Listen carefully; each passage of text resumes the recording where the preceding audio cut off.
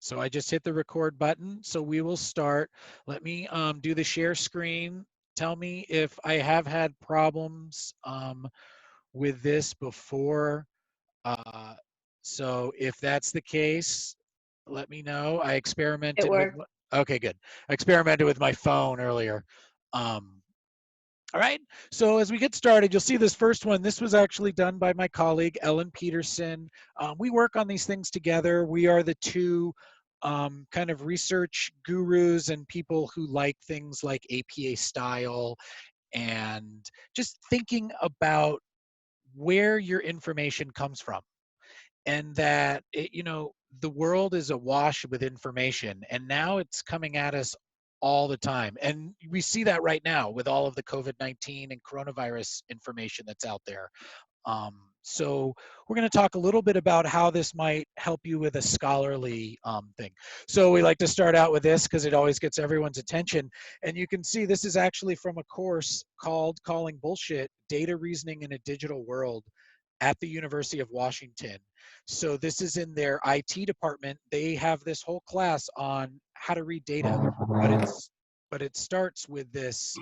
The first part is politicians are unconstrained by facts. Science is conducted by press release. Advertisers wink and invite us to join them in seeing through all of the bullshit. They take advantage of our lowered guard and they bombard us with all kinds of things on the second order. So this is just the rise of misinformation. Information is the way librarians talk about this. We say information has value. And we know that now. If you think about who has information about coronavirus and how much is that worth, right? What is the price of it? Whether it's in monetary costs or in knowledge. But when a data has a cost, there's also the rise that there's going to be other things to drive it. And in our sense, we see economically and politically driven, right? We saw this with recently with, people Purell making claims about coronavirus because it wanted to sell more Purell and they got in trouble for it. So just little examples like that, you should always be paying attention. Think about terms of, you know, um, research in um, what do they call it? I'm trying to think of the word, family planning, right? Contraception and things like that. People might have a politically driven agenda for their articles and their research. And you need to be aware of that as researchers, as nurses, as professionals, that this is what's going on. So let's look at just a few of the ways that this happens, right? The first one is we get media overload. Then we also have this rising ability to change anything, right, online. This is more for online searching sometimes. And then also the rise of now anyone can publish online. And you may have experienced that, whether you are finding things blocked that you can't get the article in PubMed, or the opposite, where it's available on an open publishing platform because anyone can publish online. In the old days, everything was kind of hidden behind a gate, and the librarians were the gatekeepers, and they let people in. And now we're not longer gatekeepers. We help you navigate through all of this. So let's keep going. All right. So traditionally, right, you may have learned this before, the crap test, right? Are your sources crappy, right? We know this is the current. What's the purpose? What's the relevance? What's the authority? And this works very well for the old models of information, but librarians, researchers, professionals, people who are interested in looking at resources ask themselves, is this good enough, right? Is the crap test work? And we know right away when you see things like fake news that it doesn't always work, because the crap test doesn't necessarily, it may ask you to consider the source, it may ask you to read the article carefully, but the big part it doesn't do, it doesn't ask you to check your biases, right? It doesn't ask you, what are you bringing to your research? Because that's another aspect of information that librarians speak of. Information is personal. The way we find things is a personal thing. And that doesn't just mean your personality, it means it's related to you. And we're going to see this in a second, right? So you can see the future of information literacy. That's what these skills that we talk about. It's about being competent at it, but it's also about your behavior. What is it you're doing to find good research? And here are some of the most important one is always develop self-awareness, right? It's what I tell my children. It's what you tell your kids. It's what we tell our friends. Like, well, what do you think? What do you know about this? Right? And we all have that friend who is not self-aware, and we wish that they would develop some of that sometimes too, whether it's their hairstyle or their ethics, right? So, okay. So what are some of the ways that this happens? So these are the three big ones. The first one is confirmation bias, and I'll talk a little bit about that. I bet you've heard of that before. The second thing are filter bubbles, and you may or may not have heard of that, but you've all experienced it before in an advertising sense. And then the final one is your state of being. What are you bringing to the table? So what's confirmation bias? And this is really the idea that you seek out information that confirms our beliefs, right? And this is a natural human instinct, right? That we, people who agree with us, we seem to like better than people who always disagree with us, right? If we're looking at sources that agree with what we're trying to prove, then we really like those sources, and we're not hardwired, but we are the tendency to not ask as many questions with people who agree with us. This is why we hang out with people who agree with us, right? It's why what we like. So you just need to be aware that when you're looking for information, especially in the sciences and in nursing, that this will go on, that you should look at what people's biases are, right? And you see this already. You see this with, I've been learning and researching a lot about finding with coronavirus and its origins and the role of the Chinese government, right? And now I have my own bias about the Chinese government, so that's going to influence my search. But they also are influencing what they're putting out there because they have biases that they want everyone to confirm, that they're leaders, that they are ahead of this, right? Things like that, all right? And so here's a little cartoon, right? I've heard the rhetoric from both sides. It's time to do my own research. And this has all happened to us. Literally the first link that agrees with what you believe, and awesome, right? Now I have all my articles I need to do. And these is kind of what filter bubbles are. So filter bubbles are, you've seen these when you've looked up, just the other day, I had to go to the auto parts store and there's a new one in Kihei. And so I looked up, you know, O'Reilly Auto Parts. And now suddenly all I'm getting are advertisements for O'Reilly Auto Parts, right? Throughout all my web searches, right? An auto parts store. And hey, we heard you're looking for auto parts. Now, part of that is the advertising and how it works, but this also works with information.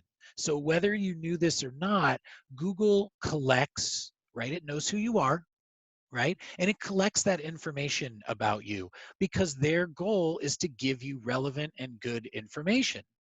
So if it knows about you and what it is you've been searching, there's a higher probability for you to, for them to give you that information if they've already collected it. So for example, the example I had learned was if you were doing country research and one person is doing, they've been searching plane tickets to Egypt and, you know, hotels in Cairo and things like that, right? And then you have person B who is searching for about the pyramids or about how the British Museum, you know, and Egypt's relationship, right? And they start doing these searches.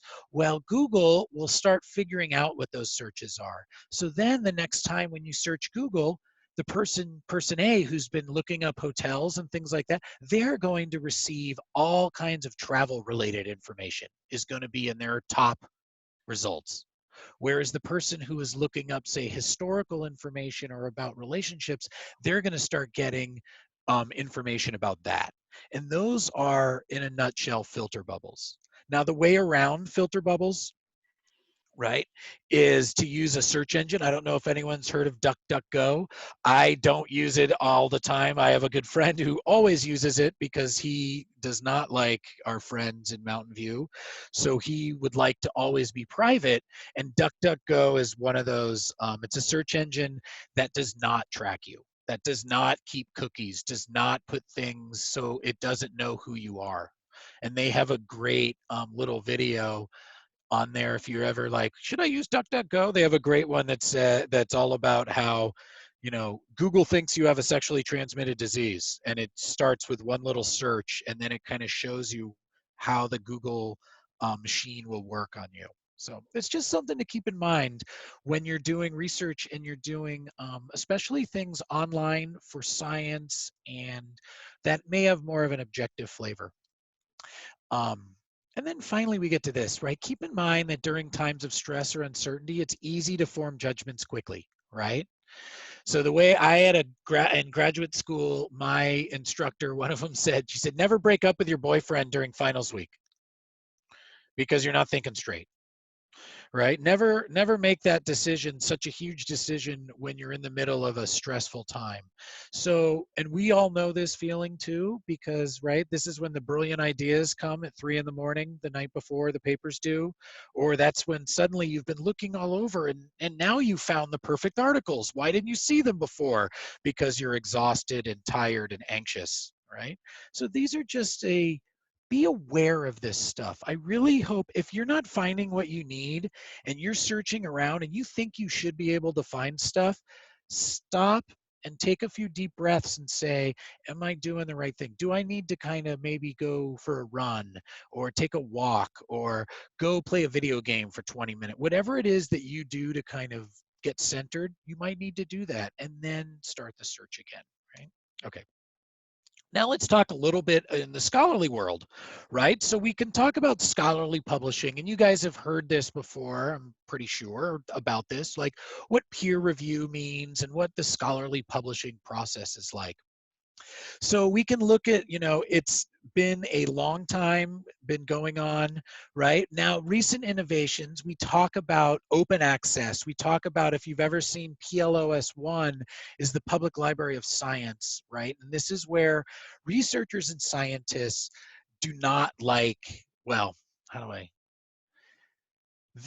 the librarian's way to put this is information should be free, right? Researchers, scientists, they want it to be free as well, because if you're making a breakthrough on something or a study, if it costs $85 for someone to access just that article, not everyone has $85, right? And you've all experienced this, or I bet you have.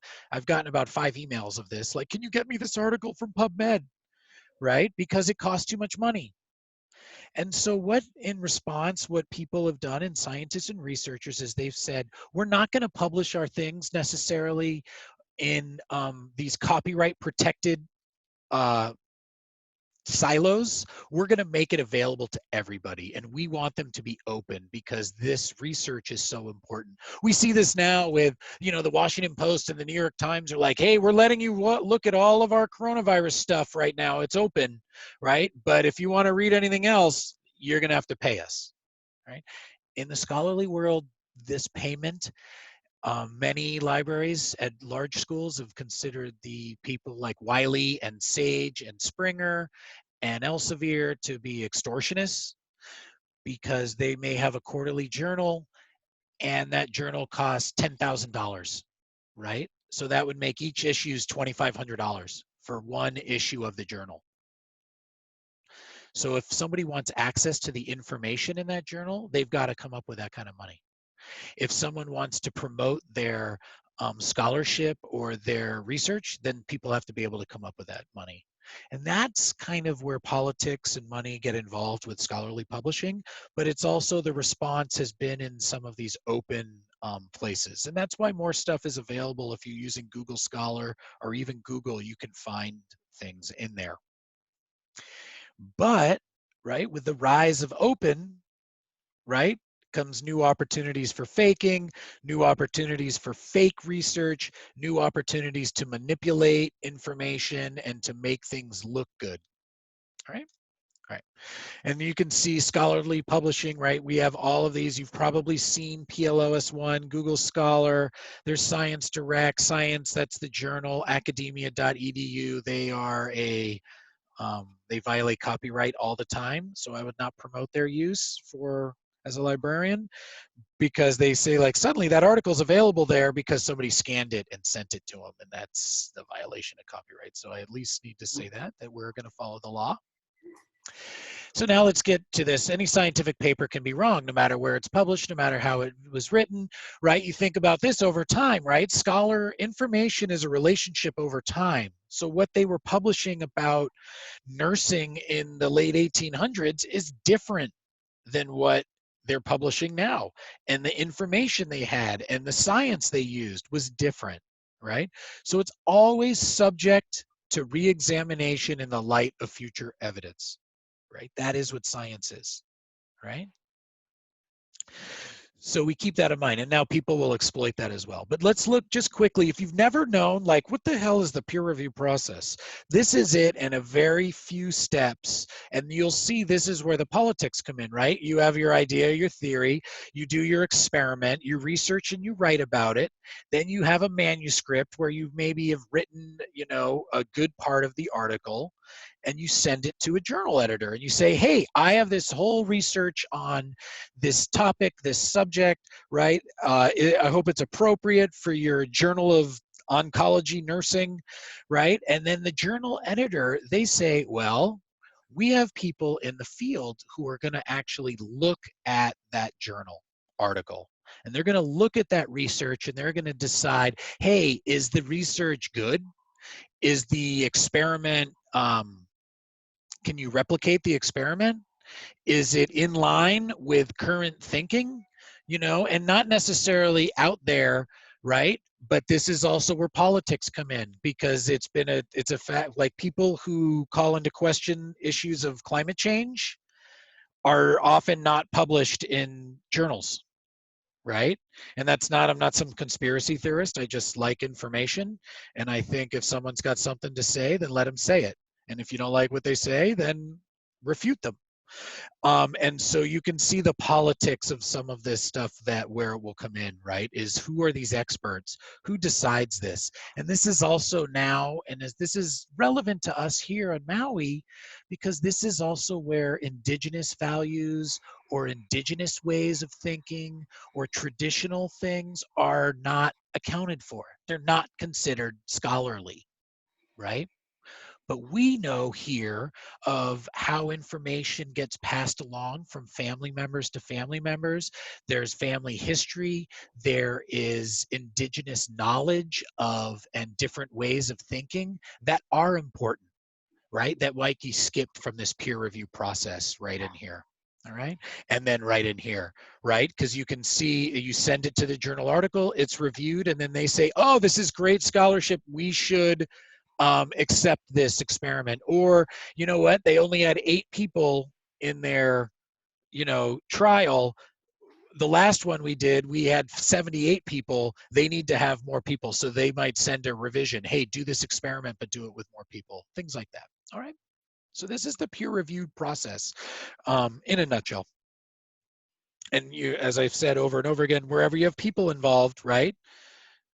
That's what right? There's politics, and whenever there's politics, there's usually money and power, and politics love to go together, even in research, even in academia, even in science, unfortunately, right? Okay. So there's no surefire way to know if a scientific paper is correct, right? Because it changes over time. We're not all experts in that sense of science, right? Of that area. You might be an expert in oncology, but not OBGYN or something like that, right? But what you want to do is determine, is the paper at least legitimate? And what does legitimate mean? It is reasonably inferred to be written in good faith. They're not trying to trick you, sell you something. It's carried out using appropriate methodologies. They're not fudging the numbers, right? And then it's taken seriously by the relevant scientific community. So it's not some, and I don't use this word lightly, you know, I once read a paper where I worked, I had a library, and we had to accept all books and manuscripts from our alums. And I had, someone had written a 600-page manifesto, was be the only word, of how the sun does not cause skin cancer, how it's been misappropriated. And he had all kinds of 600 pages worth of information. Now, when you saw the guy, he looked like someone who's been living in Florida for 50 years, right? Who spent plenty of time out in the sun. And I'm not judging him according to that, but he definitely had an agenda. And I had to decide where I was going to put this book in the library because I didn't want to put it next to the skin cancer books because I knew it wasn't necessarily going to be taken seriously by the relevant scientific community. So I found a spot that was in somewhere between nonfiction and fiction to put it in there. Um, and that's also the power of librarians with information, a little story about that. So let's look at one of these. Because those, let's just go back real quick. Written in good faith, carried out using appropriate, and doing this. This means as the researcher, you have a little bit of a burden, right? You have to perform your due diligence. Now, Ellen and I will talk about this. We talk about the bargain, and the grand bargain that we've all made, that you've made, whether you know it or not, is that information is so easy to find. It is just two keystrokes and right, and you hit go, and you got 8 billion, literally 8 billion websites from Google, etc. In the old days, it wasn't that easy. You had a very finding information could be difficult. In your field, you would have had to have a nursing librarian, most likely. You go through the medical school, you get specific things. You could only use these certain databases. There was no going on to PubMed to find things, right? So finding information was very difficult. The bargain is this: the time you've saved in finding information, you've got to give it back a little bit to perform your due diligence, right? So it may only take you 27 seconds to find an article in Google, but you should spend 5 minutes, 10 minutes determining, should I use this article? Do I want to use this article? That's the bargain. Because in the old days, it would have taken you maybe 3 days to find that article. So now you got to use 5 minutes instead of 3 days. Okay. All right. So what are some of the ways you can determine the legitimacy of things, right? Or looking at the that way is, hey, what about the journal in which it's published, right? So you'll often see that title there. You can see other articles that have been in there. Does it have a sponsor? Is it, and when I say a sponsor, that could be either a university, that could be one of the major publishers that I listed before, Wiley Sage, but that's not always the type. If you're not sure, and I'll show you a couple that when you may not be sure, Google it. Just Google, hey, the Journal of Nursing about, go read its Wikipedia page, right? Look at other articles it's done. Go to their About Us page on the journal site and read and see what it is, right? How long has it been around? Who is responsible for it, right? And below we get this, highly cited journals, are thought to be more better than their seldom cited counterparts. Not always true, right? But that's what we see. We love that in information world, right? How many articles come up from the New York Times and the Washington Post, or a Harvard researcher says this, and that's their reputation is giving them a better legitimacy. Not always true, but these are things you should be thinking of. Okay. Another reasonable check is the appropriateness of a paper's claim to its venue. Now, I don't know how old some of you are. One of the I used to listen to this doctor on the radio, Dr. Dean Adele, and one of his big things when people would call in and they would ask him about supplements or do you think this works? And his response was always, if someone invented a cure for baldness, they would be the most famous researcher in the world. They would be the most celebrated doctor. They would be they would be everywhere. It would be the most incredible scientific claim. It would be amazing. Not published on some, page 5 on Google search, and hidden behind something that they're charging you $99, a month for the pill, right? So what is the appropriateness of a paper's claim? So these examples are not necessarily, they're a little more humanities, but you'll get the idea. So weights of riparian frogs, right? And it's in the Tasmanian Journal of Austral Herpetology, not a very well-known journal, let's say, right? Something a little more obscure. So there's really a relatively little cause for concern, right? As opposed to something like evidence that Neanderthals went extinct during the 100 Years' War, which would be, centuries and centuries after they went extinct, the millennia even, right? And that's published in something low profile, still the Journal of Westphalian Historical Geography. That is a huge claim, right? And so that should get your researcher juices flowing, right? Your researcher senses tingling, and to say, let me go and let me look at who they are, who's doing this, publishing this study, what is about this journal, right?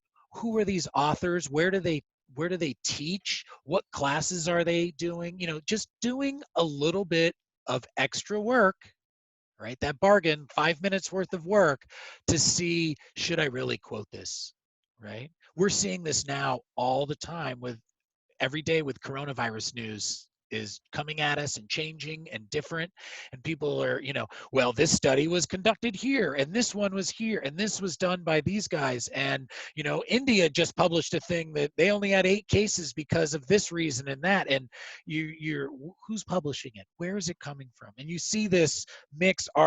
Unfortunately for us, our media does not do a very good job of critical thinking, I think, and they don't have a lot of experience because a lot of the old people and our trusted institutions have been ousted.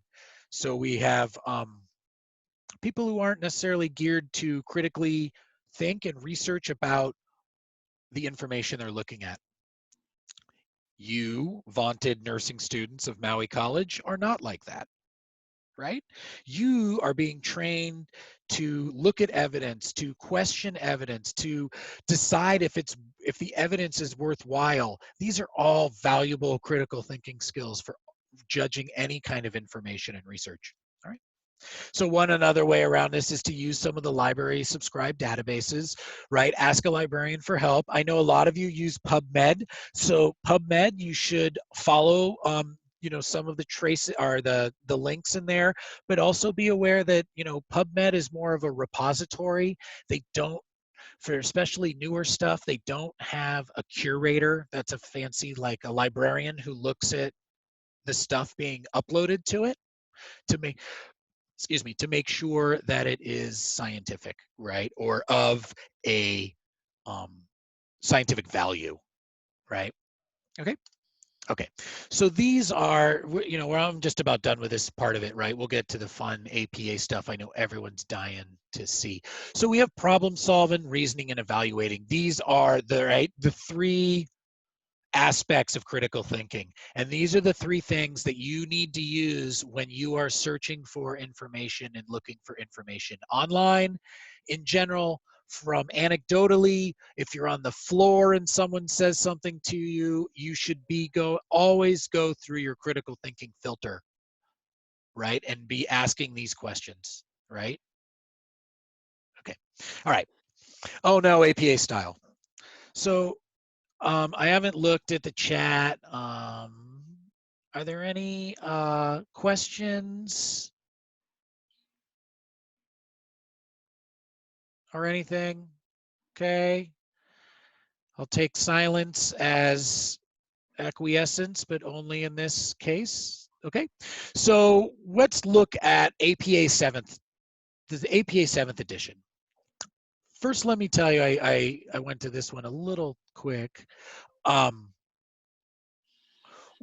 of the things that, if you've used APA, the 6th edition, everybody hated the 6th edition. And I don't mean just students, I mean everybody.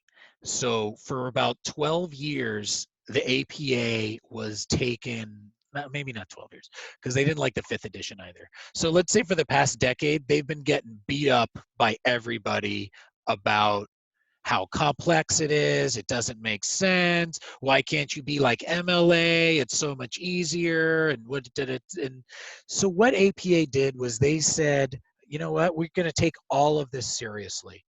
we are going to look at what does it mean to have something in APA style? What does it mean to create a guidebook? Okay.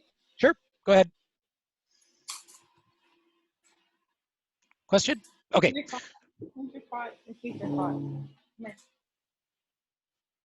Probably not. Okay. That'll be me when I yell at my kids when they come in here to, right? So, okay. So what they did was they said, we're taking all this stuff seriously. All right. And we're creating a new manual. And they spent years and years, and I'm not kidding. When you see it, I think it's like 4 years working on the APA 7th edition. And what they decided what they were going to do is they wanted researchers, of which you are a part, even though you're students. That was one of the big problems with the 6th edition. They treated you, the student, as a professional. And that was a huge problem with some of the running titles and title pages and the way that you present information. So what they said instead, what we want to do is we want students to write with clarity, precision, our researchers write with clarity, precision, and inclusion. And that is going to be our mission statement for the 7th edition. And what does that mean? What does it mean to have a specific style of writing? And they say this: when style works best, ideas flow logically, sources are credited appropriately, and papers are organized predictably and consistently. People are described using a language that affirms their worth and their dignity. And I look at that and I think this is a great idea, right? Don't we all wish that as we're presenting our ideas, now we're usually doing it via paper, but maybe a presentation, that our ideas flow logically and our sources are credited appropriately, and that it's organized in a predictable and consistent manner, so that our readers, our people, absorbing our information, know what it is we're trying to say. And we always do this. And don't we want people to have dignity, right? And I'll show you, we'll talk a little bit about what does that mean. And I think you already know. I bet you've already dealt with this a little bit. Okay, okay, so here's my video. So let me see if I play it. Tell me, can you hear it? In October 2019, the American Psychological Association introduced the 7th edition of the APA Publication Manual, which replaces the 6th edition published back in 2009. In this video, we'll go over the 17 most notable changes on citing sources, formatting paper, and writing inclusively and bias-free. Hi, I'm Jessica from Scribr, here to help you achieve your academic goals. Let's start with the most notable changes in citing sources. Number 1. The publisher location is no longer included in the reference. The publisher, in this example Simon & Schuster, is placed right after the book title, without including the city and state New York. Number 2. The in-text citation for works with 3 or more authors is now shortened right from the first citation using et al. In the 6th edition, sources with 3, 4, or 5 authors were given in full the first time the source was mentioned. Number 3. You should include surnames and initials for up to 20 authors in the reference list. In the 6th edition, it was up to 7. Number 4. The label DOI: is no longer necessary. DOIs are now formatted as URLs. Number 5. You no longer need to write retrieve from in front of the URL, unless a retrieval date is needed. You now also include the website name, unless it's the same as the author. Number 6. For ebooks, the format, platform, or device, for example, Kindle, is no longer included in the reference.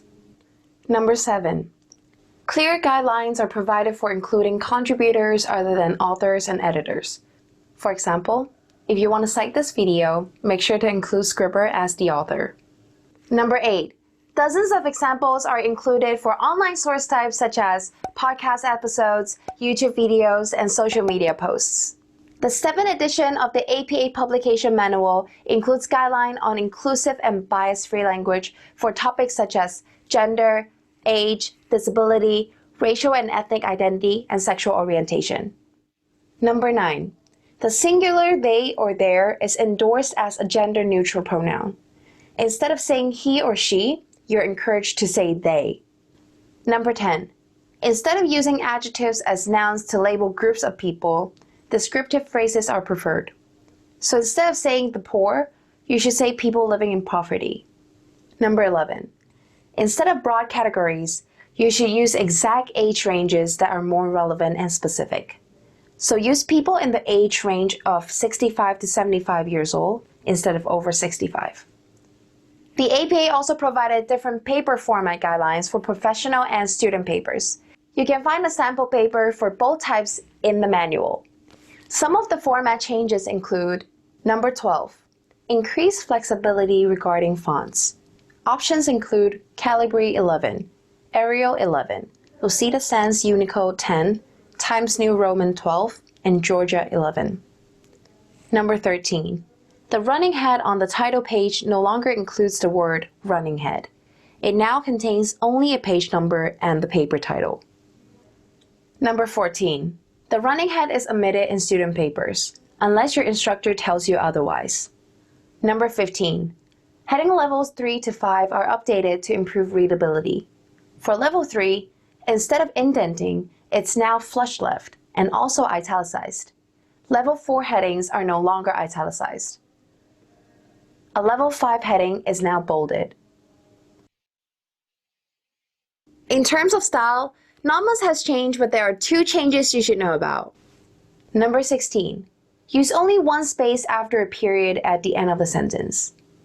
Number 17, use double quotation marks to refer to linguistics examples instead of italics. So when will people start using the 7th edition APA manual? The APA expects that people will start using the 7th edition in the spring of 2020, but make sure you check with your supervisor or journal publisher which edition you should adhere to.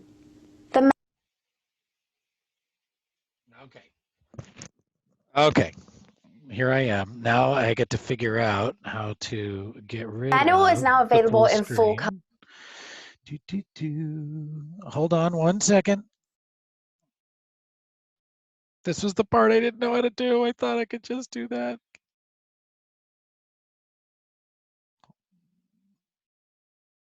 Hold on one second.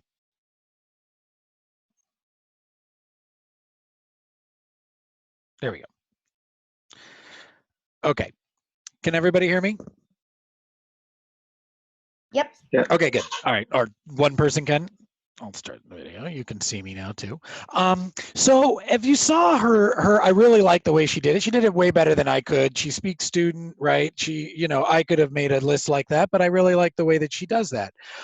You may have noticed some of the changes and you may think some of them are stupid or who cares? And that's might be true. But I like that because I like getting that big list because it really shows you how they were trying to take care to make things easier. The biggest changes that you guys need to be aware of is, if you're even aware of changes, is the APA 7th edition now differentiates between students and professionals, and they're different rules, which is, if you had to do a real APA paper before, it was very difficult because you have all these affiliations that are supposed to go under your name, and when do I write student, and I don't know what school am I going to, and the running head across the top, or all those types of things. They tried to eliminate and make easier for students. When she said, oh, we now include things like podcasts um, as examples, if you did not know, if you had tried to use the APA 6th and trying to just find, like, how do I cite like my class notes or something that I saw in La Lima, there was no way to do it, and you kind of had to make it up, and that can be very nerve-wracking. So for a student, right? Because you're going, oh no, I hope I did it right. And did, Susie do it the same way I did? And what's correct? And I don't know. So they have included many more examples of how to put up websites, how to do class notes, how to do a personal interviews, things like that, that I think will be more relevant for you guys. Let's just talk. My print. That was back when the library was open. We have a print version. I don't, the campus is closed right now and for visiting. I do know when it opens, or if it opens, or as it opens, that your department has several copies of the APA manual. The library has several copies of the APA manual, the new one in print. Um, and you can also, there is a student version of it that is available for purchase. I've been asked if, should students buy this? Should they not? My feeling would be, how many times are you going to use it, and how much do you care about, style? I cared a lot in my days. I always bought my type was Turabian style and MLA, so I bought both of the handbooks in my junior year of college because I knew I would have 2 more years of using those. So for me, it was worth it. So for you, it may not be. And you'll see they do a lot of good stuff online too. And that's the next one we'll do. Okay. This is another little video that this is like from the APA. It's brutal. I mean, it's like an hour long for people like me. But they really take you through the book of trying to make it easier to read. If you just look at this little example, you can see, the table of contents. Chapter 2 is on paper, elements, and format. And you can see right here, it says, hey, the order of pages. Hey, the page header. So they tried to make the table of contents easy to use.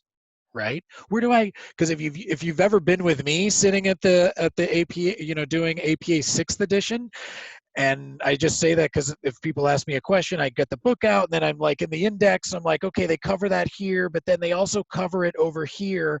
So I think, and you may have done that yourself, or you look on Purdue OWL and it says one thing, and then you look at University of Wisconsin's Writing Center and they say a different thing. And you need to know, what is the authority here. And so this book, they've done a much better job of making it like, what are the margins? Right there, just go to page 46. Easy peasy, right? Okay, so here's the online guide. Let's see, did that? Yeah, it did open it up. So you can see here is they've now created their own page, apastyle.apa.org. And I say they, the American Psychological Association.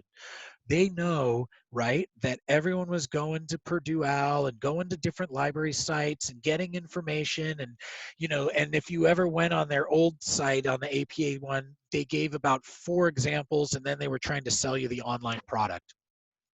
Here they do a much better job of giving out free stuff, including, if you look down here, zip, if you see over here from the blog, they are granting free access to the whole publication manual itself in online format. And you can see, right, it's optimized for mobile. And if you follow that, you do have to download their e-reader platform. But I was looking at that. I think it's called Red Bluff, and they seem to have a lot of stuff available for free. I think it's mostly books, but they've opened up their scientific literature for researchers and students at this time. So this might be a good idea for you if you're the kind of person that likes to have the manual and look at everything. If you're not, you can see just over here on the left-hand side, right? I'm just on their webpage, right? apastyle.apa.org, and you can see they have style guidelines by topic. So if you're writing about, people with disabilities, you can see even the way that I say that, right? You don't label them, you call them people first to give them dignity who happen to have disabilities. And you can just see, so bias-free language. So they have this whole little thing, and then they say, well, how do I write gender bias language, bias-free language, right? There's your general principles. Here's gender versus sex. Here's gender identity. How do you report it? What about non-conforming people? What kind of terms do you use? So you can see even on just something, and then down at the bottom, they have examples, right? And they're talking about the differences in that, right? We'll go back. So you can see this is just what they're offering for free on their page. And this is all the time, right? So how do you talk about socioeconomic status? And they say here, so you don't say the poor, right? The poverty stricken, this is my favorite, welfare reliant, right?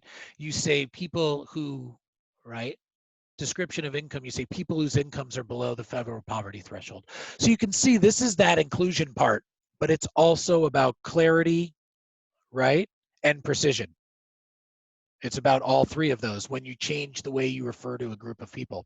So you can go back, and I'm back, and you can see that's just in that one little section. So here's paper format, another favorite of students.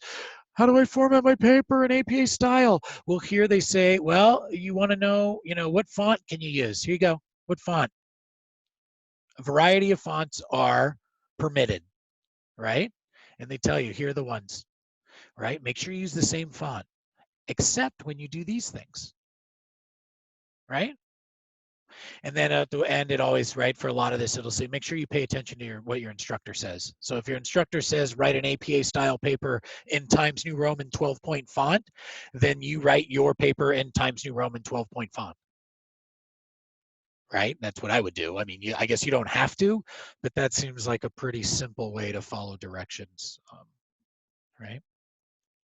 These are all those times when I'm looking at you in person and I'm making a joke, and then I know everyone's cracking up and hilarious because I'm hilarious. So I'll just pretend that was the moment I had. We totally are. Oh, okay, good. Thank you. I feel like, right, Jimmy Kimmel or Stephen Colbert when they're like in their bathtub just talking, right? Okay, so we go back to paper format. Thank you. That was the energy I needed to take it home. No problem. Taking it home. So you can see here, right, but they have things on, well, what about margins, right? And it tells you, use 1-inch margins on every side of the page, right? Simple as that.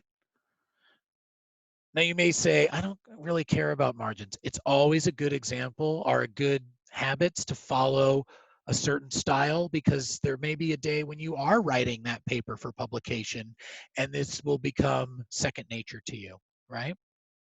How do you write a page header? Or wait, no, that's not the one I wanted. Here's the other one, title page setup. Here's what I like. Hey, title page. Here's what a student title page will look like. Right, and we scroll down. Here's what a professional title page looks like. Right, and if you ever saw this in the old days, I helped students trying to make their paper and their title page conform to this, and it doesn't really conform. And so APA said, hey, we recognize that, make it do this then. And those consistencies are also wonderful for your instructors to look at, the consistent way of presenting information. Because when I say, I use terms like that because that is what you're doing. When you're writing a research paper, you are taking information and you are reorganizing it and you are presenting it to somebody. Now, in school, your reader is your instructor, but you might be at a conference where your readers, right? The people absorbing your information are other professionals, or you might have to lead a class period, right? And so in that case, you're presenting information for fellow students, right? So you want it to be precise, clear, and inclusive always, right? All right, let's go back. So now I'm back on the APA style.apa.org page.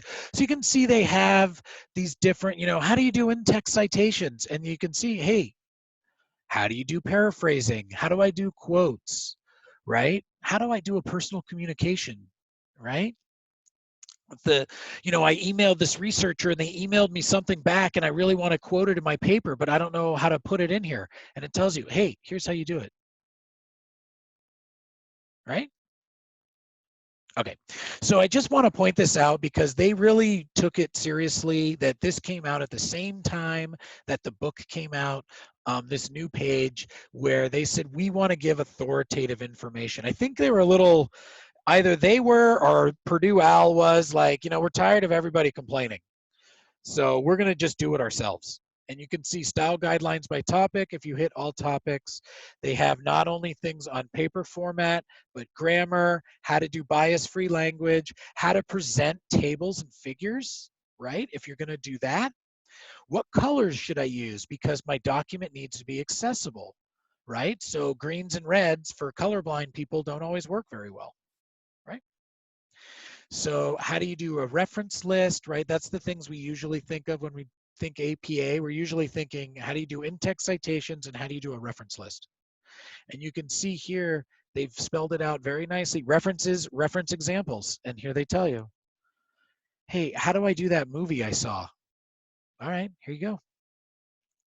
Here you do. Here's how you do, right? That Dr. Oz show that I'm going to call him out for all of his bad science. Sorry, I'm letting my politics inform my presentation, right? So film or movie, and it tells you, hey, do it this way. That used to not be included. A TV series was not included in those, right? They had said, use the creator. And then students would ask me like, is that the director? Is it the producer, the writer? What does that mean? So you can see they're trying to make it easier for you. All right, just going back. Okay. So play around with this page. This is your new fun page.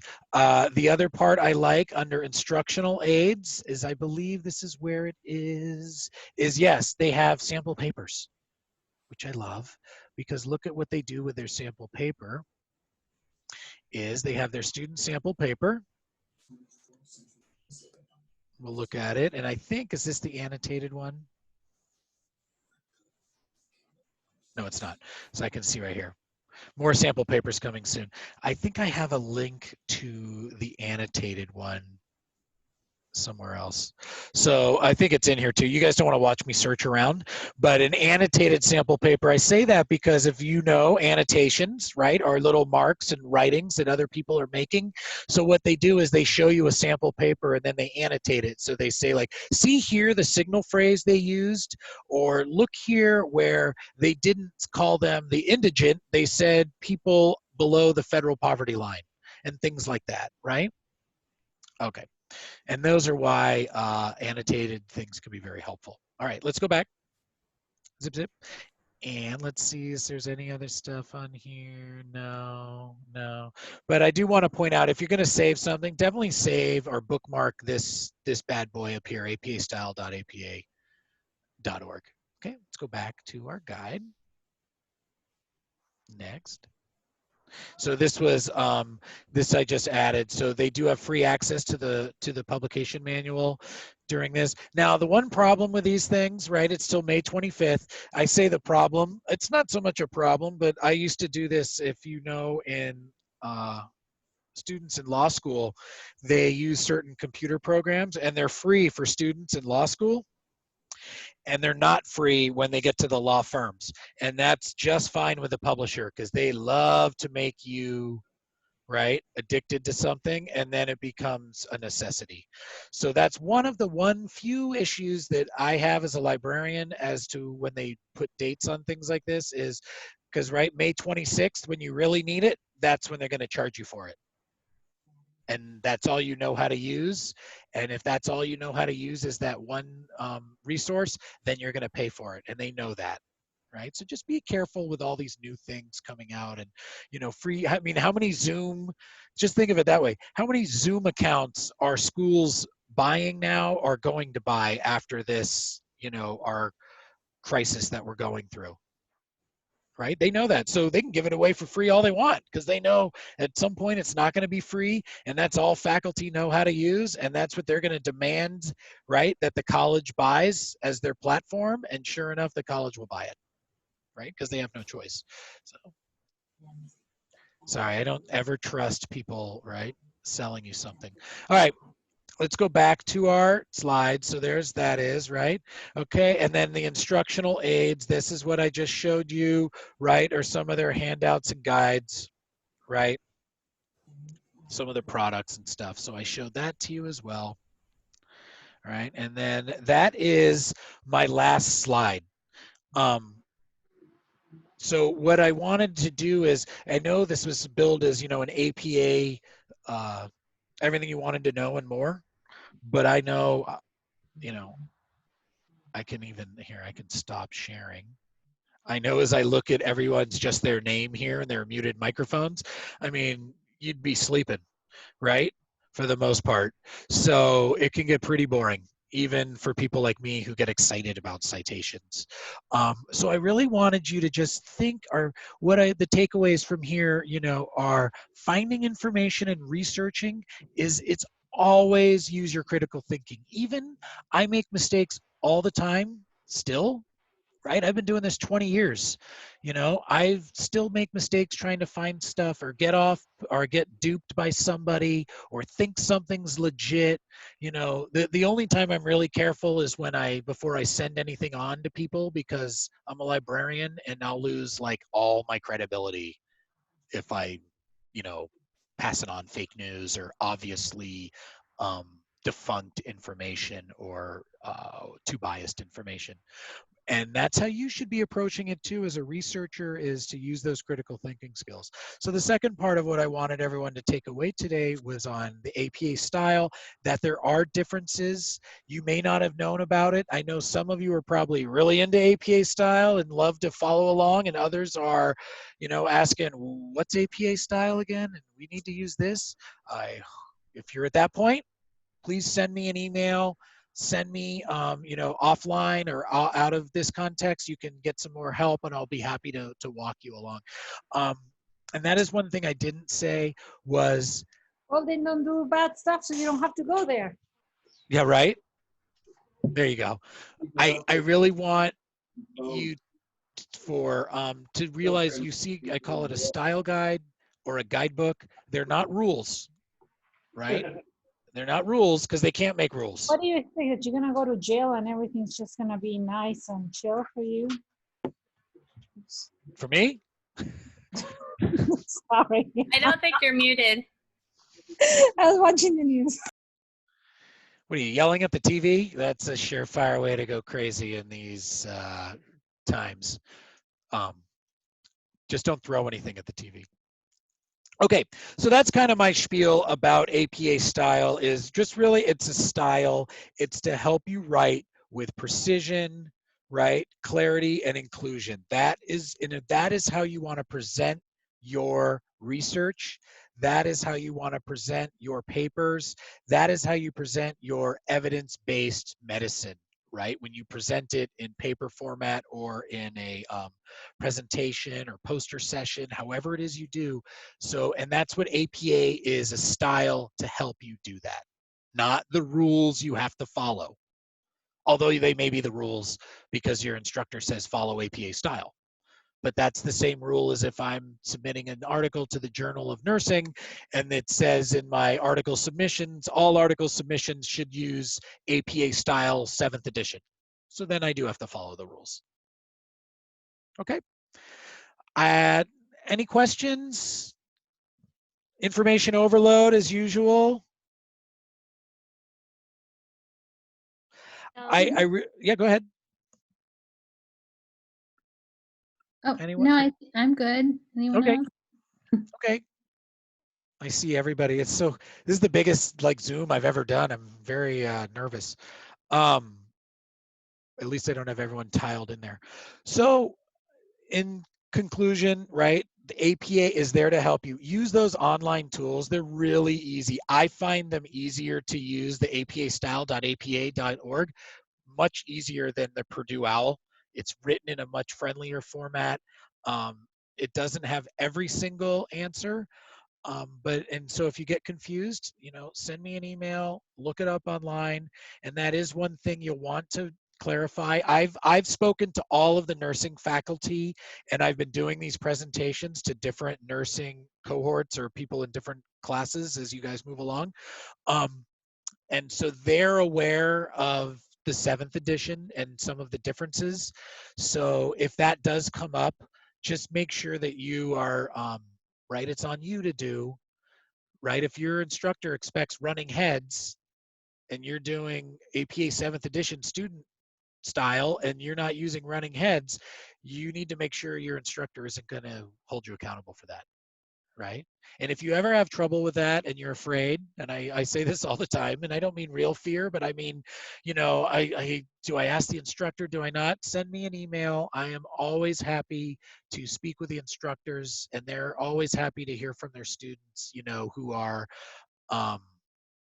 confused. And I'm happy to write that email for you about the assignment. So, okay. Thank you. All right. Thank you. All right. Thank you. You are very welcome. Please use us online. Go to the library homepage, ask a librarian. You can chat with us. You can email me. Use that all as a use us as a resource in this time when you're not on campus. We're around. Thank you. Thank you. Thank you. Thank you.